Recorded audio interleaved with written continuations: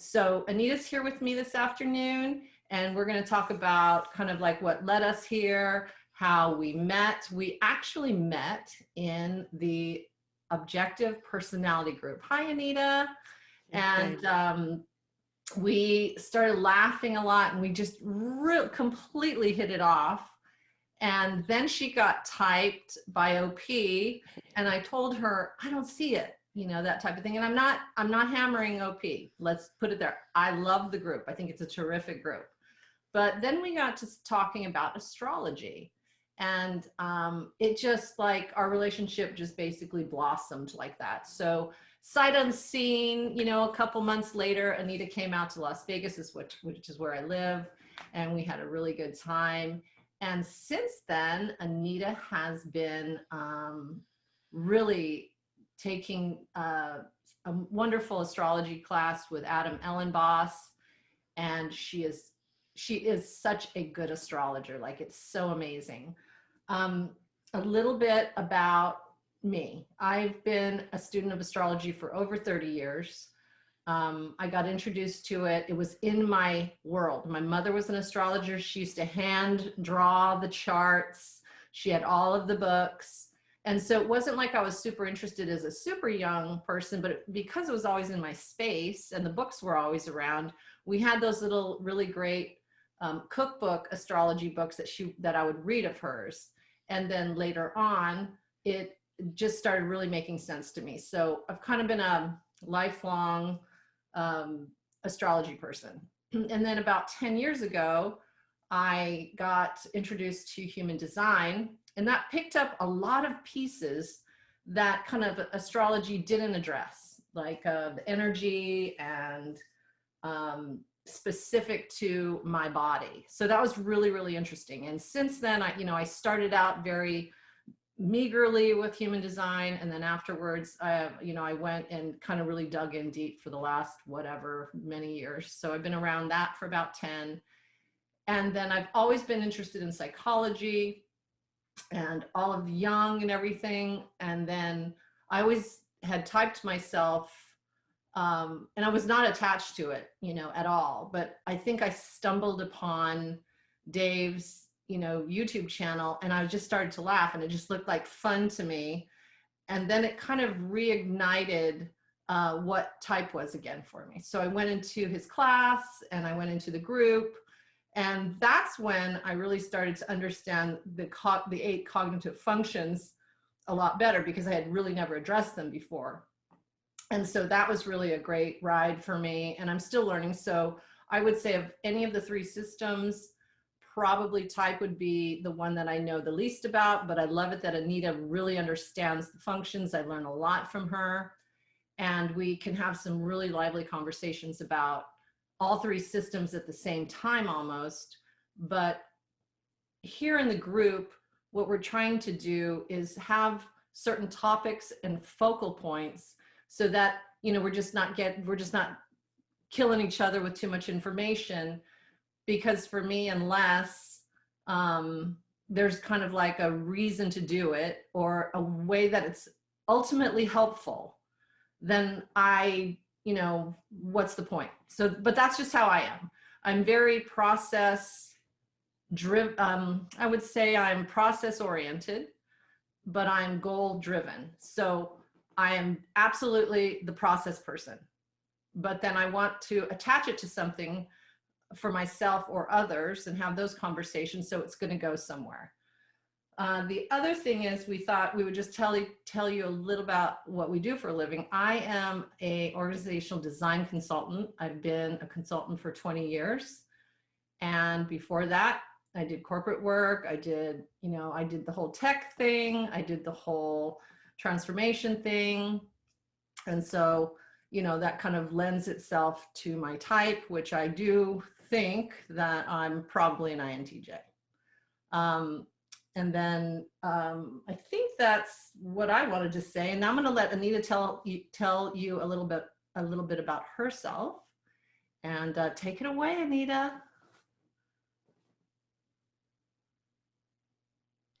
Thanks, Joni. Yeah, so for me, I started many years ago by getting into Jungian psychology through the works of James Hollis, James Hillman, and Marie Louise von Franz, probably the main luminaries that I've studied. And then the more I study Jungian psychology, which Jungian psychology is a lot about, you know, learning how to listen to your soul, your psyche, a lot of dream work, journaling, active imagination, that sort of thing. But of course, Jung created a typology system exactly 100 years ago is when his book came out. So I'd long wanted to dig into that. But many years ago, I was still in the throes of, raising young kids and that kind of thing. So, but eventually I came across it. Joni mentioned Dave, Objective Personalities YouTube channel. This is the old one, I guess the legacy channel uh, from before they started their current business, which really, it was very entertaining and it helped me kind of start learning the functions. And then I joined their class where I met Joni and have been part of that group since the Facebook group since the very beginning. And then I got typed, and at first, since I didn't know a whole lot about type, then I tried to go with it, but then like, this doesn't fit. And I'm very glad that I was mistyped there because then, the last couple of years or so, I've really been digging deep and studying type. And John Beebe's 8-function model is my base. He's a Jungian analyst. He's also a medical doctor, a psychiatrist, because Carl Jung always encouraged his analysts to become MDs to lend legitimacy to their work. So he has an MD, and he bridges the old school Jungian world well with the MBTI, the Myers-Briggs world. He provides a nice bridge because there's often a chasm between the two. And now in this internet age, we have a third group, the infotainment slash meme typology, which I'm not saying that in a disparaging way. It's kind of like, a little bit like sun sign astrology, where it's a great gateway into the deeper aspects of, typology. So I have a blog called Mystical Analytics, where pinned to the top I have indexed all my posts about BB's model. And so for me, writing about it on my blog helps me to learn it. Just gives me a structure. So I very much come from that archetypal approach because BB's model is very archetypal with the 8 functions. And so, but then Jung was he was quiet about it, but he was into astrology. He actually moved away from using type with his clients, with his patients, and started to use astrology because it helped him diagnose patients more effectively.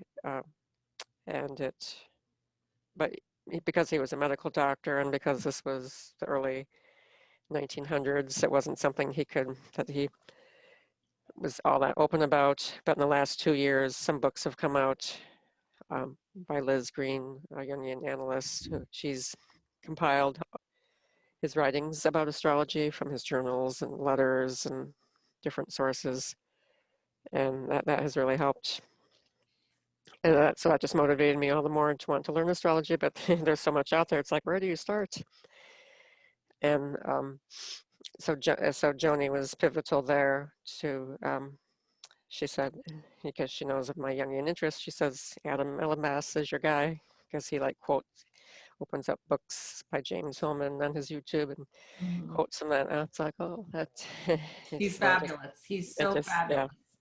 So, And don't you think, Anita, that when you're learning astrology and you really want to kind of, you're at that point where you're going to sink your teeth in a little bit, that it's so important that you hand select absolutely a really good astrologer that also has a teaching function on top of that and a really good YouTube channel.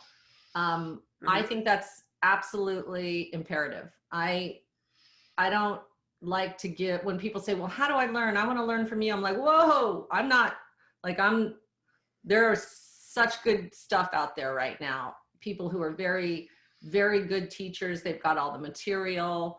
I like to come in as like that companion piece to learn together. You know what I mean? Mm-hmm. So Adam is extraordinary, but also too we've talked about this before, his type, or who he is as a person. You can hear him. It Mm-hmm. resonates with you because he's an INFP. We know his chart, you know, all of this stuff. It's not that he just has the same interests in you. He also delivers his content in a way that, for me, I love to Mm-hmm. listen to him. It's poetry, Mm-hmm. it's deep, it's very, very focused. It's absolutely beautiful. He is one of, I think, he is one of the best teachers out there. And I was so excited that you really got a lot out of him, because I think he's just that. And because he's so introverted, he doesn't like to put himself out there so much in the big world of, you know, the astrological community, like some of the other ones that are a lot more face forward do. And so he's there and he's part of it, but he's really kind of behind the scenes. And I guess that's what I like about him, because for me, I am so comfortable behind the scenes, behind the curtain.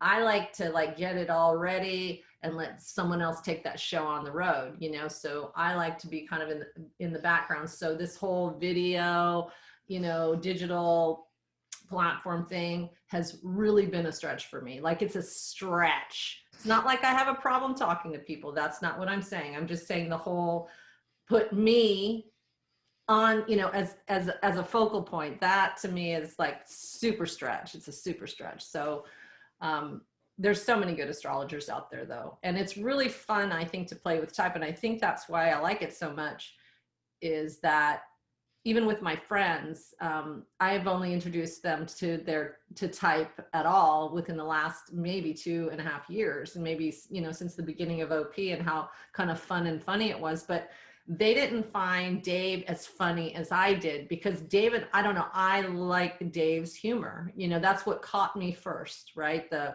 kind of the veneer of it all is what kind of roped me in first. Was I thought Dave was hysterical. But a lot of people don't like that kind of comedy when they're trying to learn something, because there's something about his type or something that, you know, interacts with their cognitive functions. And you see that all the time, right? How people kind of butt up against each other's cognitive functions. And I think that's really interesting.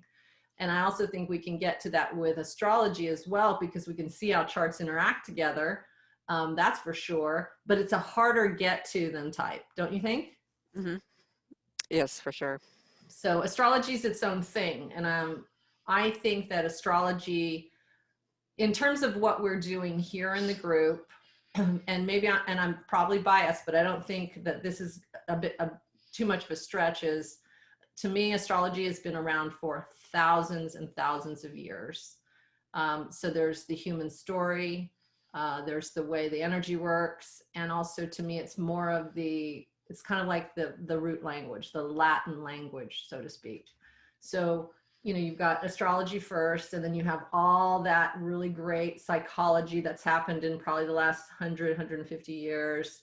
And human design is kind of its own thing, right? And it's a little bit more, to me, it's a little harder to get to, because there's just so much about it. There's so many different pieces that it interacts with. So we're going to try to keep it really more on the simple side, so that people can kind of like try to interact with their human design charts at a really fundamental level. Because even if you just use the fundamentals of human design, there's a lot there to unpack. There's enough there to go on for a very long time. But once you start getting into the gates and the numbers and all of that kind of stuff, then all of a sudden, you know, you got to find it. What are they talking about? Which, you know, defined center are they doing, and all that stuff. So personally, I'm going to let Jonah take you guys on that little adventure. For me, I like to keep it more on the simple side, and then just say, how can we reflect on this between our type and our astrology charts to make something that's just a little bit more, you know, holistic, or something that, can we integrate that? Can we actually layer these pieces? And then there's another thing that I kind of want to just get out of the way too, is it's never going to be an exact science. That's what all the fuss is about after all of these years, because we know the world, the science knows so little about consciousness. It is just the beginning of the frontier. They're never going to be able to pinpoint type. It's just not the way psychology works, no matter how much neuro you bring into it, which is fabulous. And I like the lit up centers of the brain and everything. But from my perspective, it's almost defeats the purpose of seeing how it can work for you right now. Now, as we go on over decades and decades, they might find some stuff. But in terms of like saying, oh, they're going to bring this to science in any real meaningful way, in terms of traditional research and methodology, super long time before they're ever going to get to that. So I kind of want to keep that whole conversation a little bit, I mean, it's okay to have it, but don't you think, a little bit at bay. I think I'm more of the ilk that we want to use this to help us in our lives now and learn about it so that we can make better decisions or get us out of like emotional clusters or whatever the case may be, and that these are cycles and they end. Some of the cycles are longer, but it doesn't mean you have to wear it and bathe in it and all of that. Like, I like to keep a really healthy distance between astrology and me and my chart, human design and type. I keep it at a safe distance so that if there ever was a word called try to be objective, which there kind of isn't, I can, to the best of my ability. You know what I mean? So anyway, give it about, okay, everybody, we took a little pause just to catch our breath, and we're back. We thought we would talk about now our different methods of reading a chart. Anita likes the whole sign house, and because I've always used the tropical chart, I'm just so used to it, and I like to see the overlap of the signs through the houses. So that to me is kind of like, I really like that. I think for me, because I've done it so long, I really like it. I also can appreciate the whole sign house because it really, I think, breaks it down very easily. And what I say about all astrology systems is they're all about 2/3 the same or more. You're always going to end up and arrive at this in the same neighborhood. It might not be super granular because each system has its granularity, but overall, you're going to get the same tone. Even if you're going into sidereal, even if you're doing Vedic, you're still going to get in the same neighborhood once it's all said and done. So I have posted, if you can see Anita's chart in whole sign, and I'm going to let her talk to you all about what her method is, and also to what she's going to be doing in the future with Typestrology. Go ahead, Anita. Yeah, so I practice traditional astrology or Hellenistic. I have certification in that, year one certification from Adam's course. I'm working on year two, and then there will be a third year. So that ancient astrologers used whole sign houses.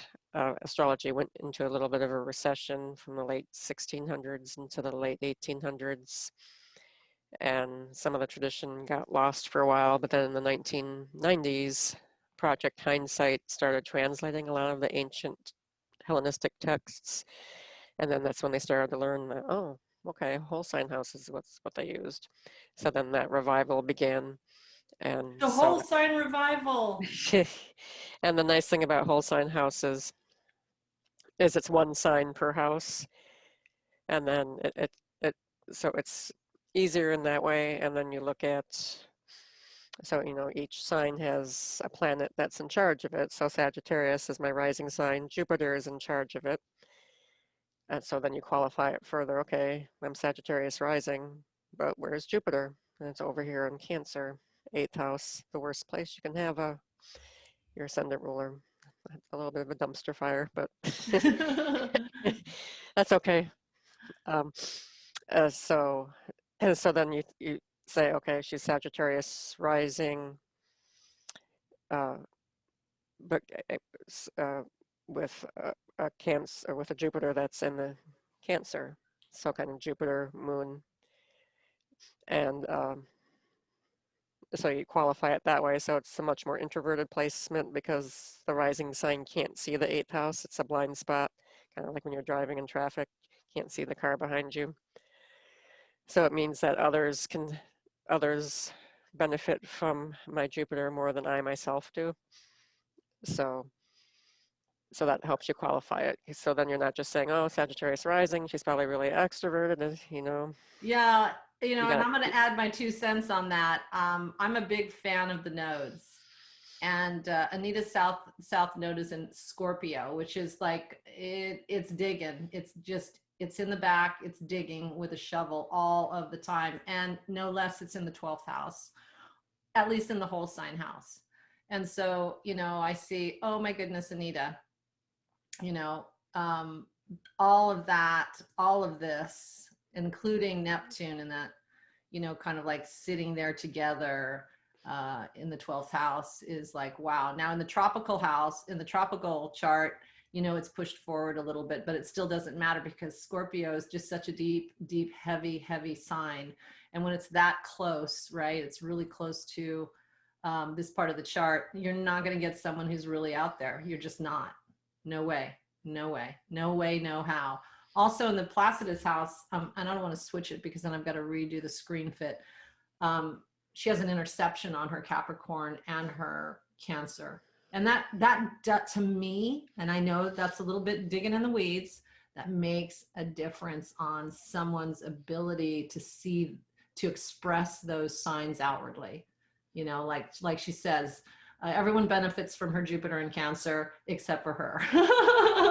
yeah, and Cancer is the moon is the planet in charge of Cancer, so it's kind of a caretaking aspect, and then Cancer is kind of shy and private. Mm-hmm. And so, yeah, so it's very much, And it's got that hard shell on the outside too, right? So it's kind of like it's hard to kind of get to the Cancer person. Everyone says, "Oh no, they're just so this and that." Oh yeah, but try to crack that. You got to crack through first. yeah, it's a crab. Yeah, it's a crab. So you've got to crack that, and then on the inside, it's got that really soft flesh. So Yep. there's So, no doubt about that. And then she's got this wonderful Gemini stellium. And that's where, she loves to study things. She loves to, really, really she's mental. You're mental, girl. You're just mental. Way more mental than me. But, that I always have air envy because I have no air in my chart. Doesn't mean that I don't exhibit anything with Mercury or mercurial. It just means that I don't have any air influences on my natal chart where Anita is. And so I love my air sign friends. plus Love your them. plus your 11th house of friends is Mm-hmm. Gemini, so that probably makes you drawn to Gemini. Mm-hmm. And then And my Aquarius Gemini people. planets are in the 7th house, which is more about one-on-one relationships, marriage. Mm-hmm. It's relationship oriented, so I love people analytics. So that Yeah. can be seen clearly there. And then Mercury rules the 10th house. In Mm-hmm. the 7th house, I like writing about people, analytics, Right. astrology, that kind of stuff. So that's in general how the whole sign works, because you always use the ruling planet to qualify things. You look Mm-hmm. at like the dumpster fire of the moon here. It's Oh my God, that moon in Scorpio, look out, right? and it's ruled by Mars, and you say, where's Mars in the 7th house of marriage? Yeah. So then an astrologer would say something like, is there a way that, there's been some isolation, or, as a married couple, things like that. You can just instantly get guidance like that. And, the house of children is ruled by Mars in the house of marriage. You'd say, aha, children, a lot of energy in the marriage is devoted to children. So that's kind of how, when you're using whole sign houses, you're qualifying things like that. And Mm-hmm. then, Saturn down here, giving a side eye to all that stuff, and Gemini making me just really because a lot of people think, oh, Gemini sun sign, you must be a chatty Cathy. It's like, oh, look at Saturn there, Yeah. uh, for forming squares. It chills all that the heck out. Yeah, it does. I'm always texting Anita. We have an amazing text and Voxer relationship, Oh yeah, that's a lot of but fun. we hardly and it's weird because, it's not that we're in horrible time zones from each other. We're just a little bit, but, we both work and we always have, we got the busyness in the background of our lives. But what's really, really nice is that she's just really been there with me on the Voxer. And I love Voxer because then I can drop her a note. She can drop me a note, an audio note, and I don't have to like sit there and thumb dance or do this thing all the time. And we can get a lot out. And we've gotten a lot done in that kind of mode of communication. And then what also helps our relationship is she's got her North Node in Taurus, right? Pretty much within 2 degrees of my sun. And so that's always a huge connection. Like you look at your nodes and the people that are in your life, like actually in your life. And you'll see quite often you're going to see those touch points, whether they're aspecting each other or conjuncting or whatever.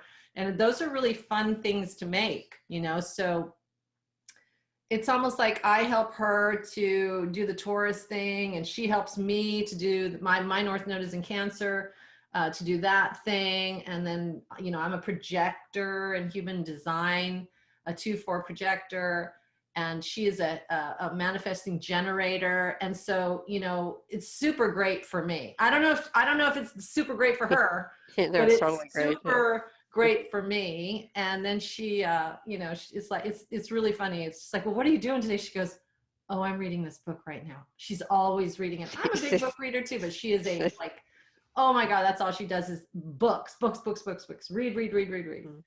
So I think that's really a fun connection. So anyway, I think what we'll do is, let's see, what else did we want to look at while we have this pinned to the screen? She has been officially typed by people and it comes up by an FJ. I think it's super interesting that OP has her typed. I think they call that the subconscious or the super ego. I don't even know what the quads are called as an ESTJ. Let's just say that, okay, maybe that's true, but we're also going to have these little hit, what does she call them? These little hit videos where quick hits. We kind of look like, sorry, I thought I turned my phone off. Where we kind of crack into that and from our own vantage points, how we can, kind of like read the chart to say, hey, that's probably what they're seeing, because, there's our outward face or what we show up on the outside. And then there's the inner us, which is what we have access to. So, type is a funny thing. It's really, really a funny thing. But is there anything else you want to talk about, Anita? That's as far as methods. Now, if you want to, I guess you did talk a little bit about the Placidus. Oh, yeah. So I like Placidus. Well, I think that it's kind of like it's either whole sign or it's Placidus, right? Yeah, and it's like just kind of like just preferring one tarot spread over another. Like some people like to use the Celtic Cross tarot spread, but you can get as just results just from doing a 3-card spread. So it's just kind of that. It's like Chinese astrology, which Anita's a fire horse. I'm a wood dragon. So yeah. So, and I think that's important because what I don't want to do is confuse people and say, hey, you have to look at these charts, both charts, there's 10 kinds of charts or whatever. No, we're not saying that. We're just telling you that when I like to look at a chart, I'm going to look at it from the tropical Placidus, and Anita's going to look at it from the whole sign version. Again, they're going to meet up about 2/3 to 3/4 the same at, once it goes through the washing machine anyway. So not to get hung up on any of that, right?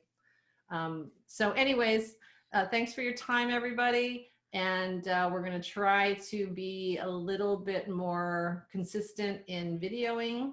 And if you have any topics you want to talk about, let us know. Thanks. See you later. Have a great afternoon.